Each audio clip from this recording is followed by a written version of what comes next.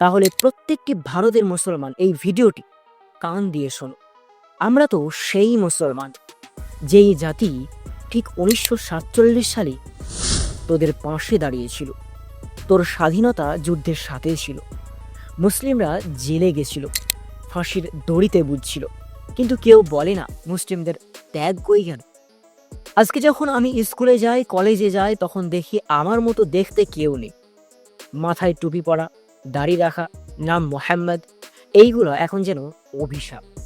আবার তোর নাম যদি হয় মিরাজ, কেউ সাবস্ক্রাইব করতে চাইবে না। আবার নাম যদি হয় রাহুল, তখন ভালো ছেলে। এটা কেমন বিচার ভাই ভারতের? আবার কিছু ভারতের হিন্দু মিডিয়া বলছে মুসলিম মানেই জঙ্গি, মুসলিম মানেই সন্দেহজনক। টিভির স্কলে চলে মুসলিম যুবক ধরা পড়েছে, আর হিন্দু হলে কি লেখা হয়? যুবক ধরা পড়েছে, মুসলিম হলে পরিচয় দরকার, হিন্দু হলে দরকার নেই, ছেড়ে দাও। এটা কি ভারতবর্ষ? যারা আজ মুসলমানদের শত্রু বলে চালাচ্ছে, তারা স্বাধীনতা যুদ্ধের সময় কার পাশে ছিল? তারা ছিল ব্রিটিশদের গলার মালা। আর তুমি আমি ছিলাম জেলখানার কে কয়েদি। আজকে যদি ভোট লাগে তখন মুসলিম দরকার, ভোটের পরে ভাই তখন মুসলিম নাকি দেশের বিপদ। তোর মা বোনের চিকিৎসা যদি কেউ ফ্রি করে, সেটা মুসলিম ডাক্তার করে, কোনো হিন্দু ডাক্তার নয়। তোর মোবাইলের সফটওয়্যার বানায় মুসলিম ছেলে। তোর সেনাবাহিনীতে জীবন দেয় যে সৈনিক, তার নাম রিয়াজ। ঠিক আছে, ঝন্টু আলী শেখ, তবুও তুই বলিস মুসলিম মানেই শত্রু। ভাই, একজন মুসলিম বাবা চায় তার ছেলেটা পড়াশোনা করুক, একজন মুসলিম মা চায় তার মেয়েটা ডাক্তার হোক। স্কুলে গিয়ে হেনস্তা, অফিসে গিয়ে সন্দেহ, রাস্তায় গিয়ে অপমান। তুই ভাবিস মুসলিমরা পিছিয়ে আছে কারণ সমাজ বাধা দিচ্ছে, সরকার সুযোগ দেয় না, চাকরিতে রিজেক্ট, বাড়ি ভাড়াই না, ব্যাংক লোন দেয় না। এইগুলো নিয়েও মুসলমান টিকে আছে মাথা উঁচু করে। আবার মুসলিমদের ওয়াকফ বিল এনে হিন্দুস্থানে, ভারতের হিন্দুস্থানে জমি কেড়ে নিচ্ছে। ভাই, এই দেশটা কার ভাই, তাই জমি করে নিচ্ছে?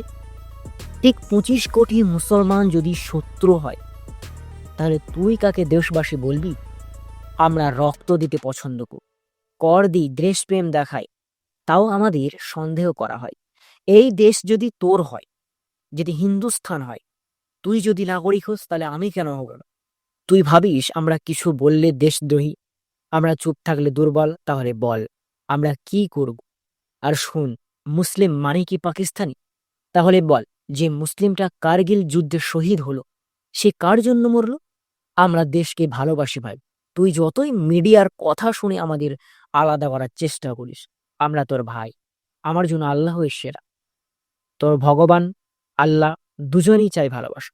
আমি চাই না হিন্দুস্তান আগুনই পড়ুক, আমি চাই ভালোবাসায় জ্বলুক।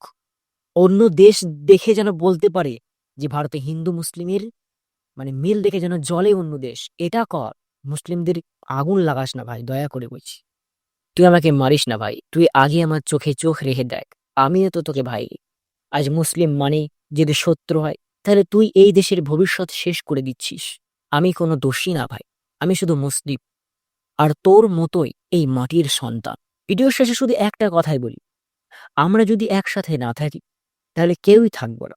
তোর ঘরে আগুন লাগলে আমি দৌড়ে আসবো, তুই কি আমার ঘরে পানি দিবি নাকি দাঁড়িয়ে দেখব? আজকের ভিডিওতে আমি একটু আগুন ধরা নিয়ে কিছু কথা বলেছি।